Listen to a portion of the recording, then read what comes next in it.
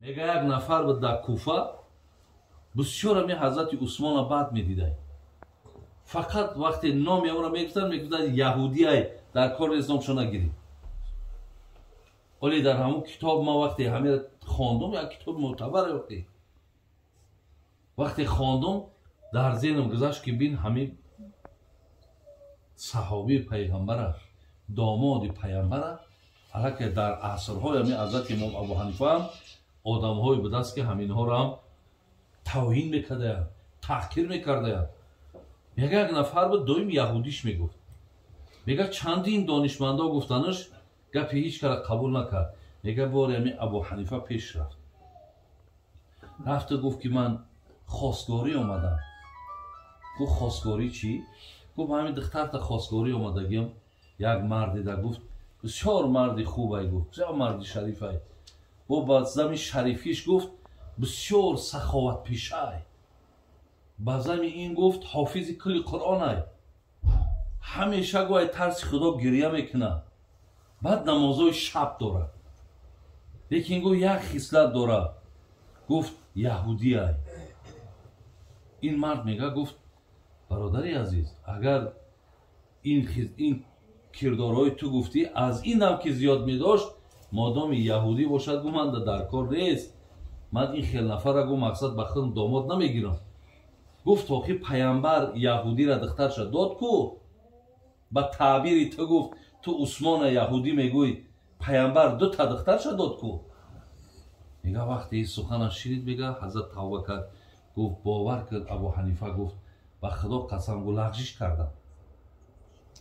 گفت راستی همین در دل من اینقدر حضرت سیاه کرده بودن که من همین را دیگه از یهودی چیزی وزین تر کلمه بالا نبود، همین را در شانش میگفتم. لیکن حقیقت دارد که نخواه پیامبر گرامی مقصد یک نفری را که من یهودیش میگم دو تا دختر شد داده است. یعنی بسیار آدمی با حکمت بودن برادران. خلاص میان سری سوالی که کردنش چی چیز کدام عملها مانع می شود ما از دنیا ایمان مانه نمیبریم.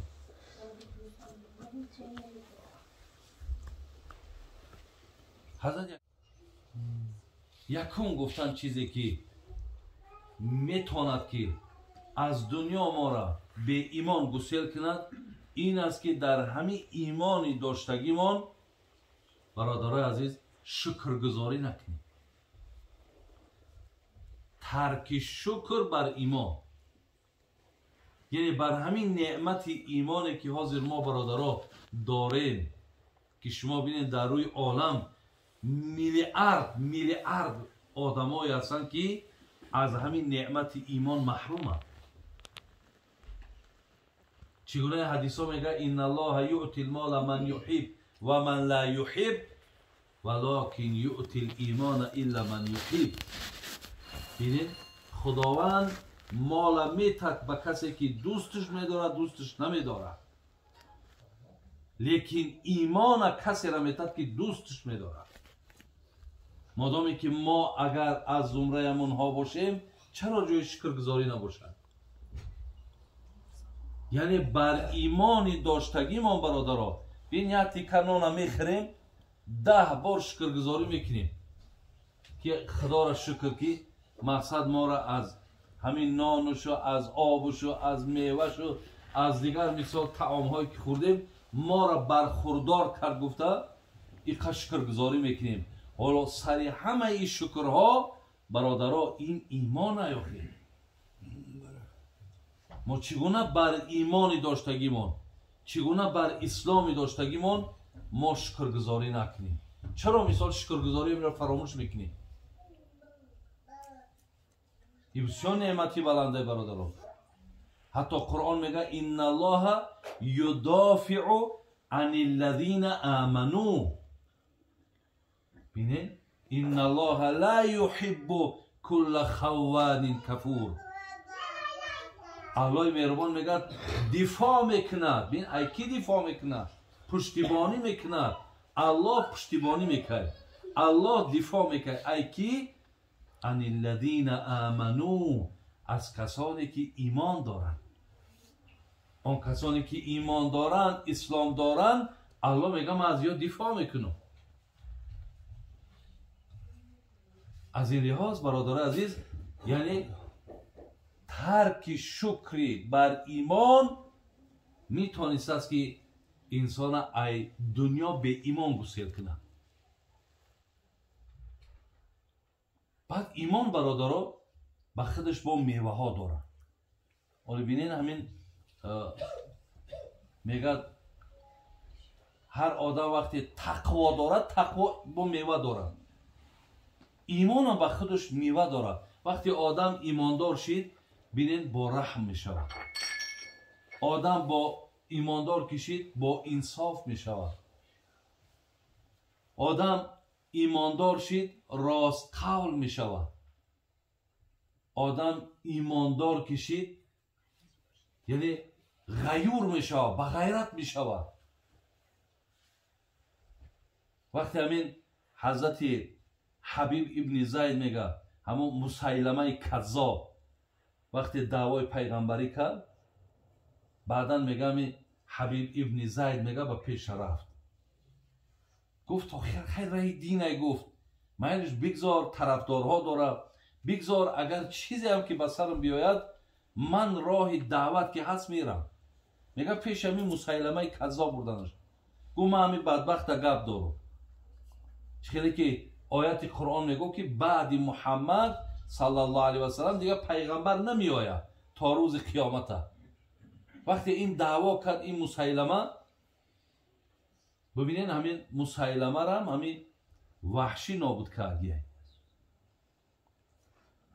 چگونه که حضرت امیر حمزه را هم نابود کرد همین مسیلمه بدبخت کذاب هم بعد ایمان آوردنش وحشی همین مسیلمه را همین نابود کردگیه. میگه وقتی همین حبیب پیشش آمد گفته ای مسیلمه تو چرا دعوای پیغمبری میکنی؟ گفت چی باور نداری؟ گفت نه من باور ندارم آیت قرآن میگه بعد پیغمبر گفت دیگه پیغمبری نمیشود. میگه با مسیلمه میگه بسیار مناظره سخت رفتن و مسیلمه میگه امر کرد که بگیرین گفت همین آدم گفت در حال نکشینش آهسته آهسته با عذاب گفت همین آدم نابود کنی. برادرها میگیم ایمان آدم در غیرت میبخشد.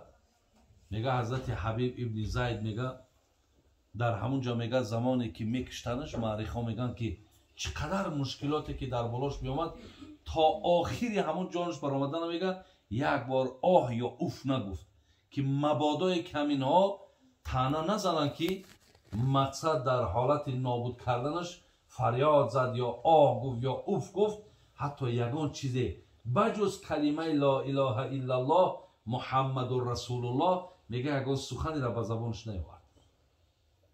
خلاصی ایمان برادرها و این آدمی را امر کنن به کشتن میدون چقدر ایمان که نباشه قرآن میگه سنلقی فی قلوب الذین کفروا الرعب بما اشرکوا بالله. بین قرآن چی میگه؟ در دل آن کسانی که ایمان ندارن ما ترس جا کردیم. در دل آدمی به ایمان ترسه، در دل آدمی ایماندار برادر عزیز غیرت ہے. یکم چیزی که سببی برادرای عزیز به دین یا به ایمان رفتنی با گفت ابو حنیفه ما و شما می شود این با ایمانی داشتگی ما شکرگزاری نکنید. دویم و ترک و خوف الخاتمه. بینید میگه دویم چیزی که انسان از سبب به ایمانیش شدن ممکن است ای خاتمه من نمی ترسیم نمیدانیم که کدام آخرمون با چی انجام می آورد. آیا همین راهی که رفتیستم آیا همین طرزی که حاضر هستم آیا همین را تا آخر برده میتونم یا نه؟ آیا تا خانه قبر حالی من چی می شود؟ من چگونه مقصد با کدام اعتقاد با کدام کلمه این دنیا را من مثال پدرود میگم. کسی از خاتمه شم نترسد.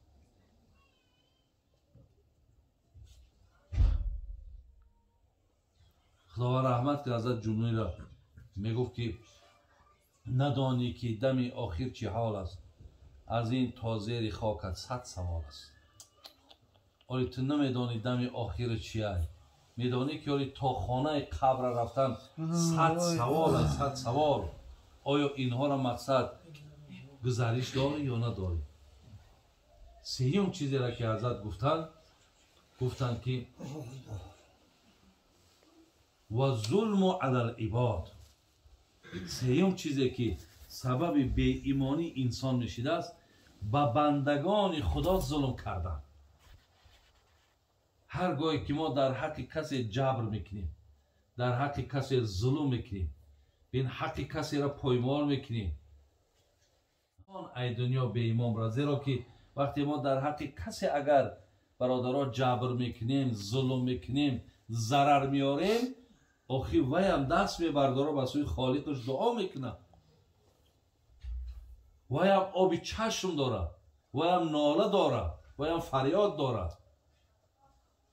برای همین وقتی که او فریاد میزنه، علای مهربان گفت است آخی که هیچ وقت مقصد هر یک فریادی تو، هر یک دعای تو دست خالی بر نمیگرده. سیون چیزی برادرها سبب امین سلبی ایمان یا به ایمان رفتن میشده است. جناب گفتن، حضرت گفتن که این ظلم کردن به بندگان خدا هست.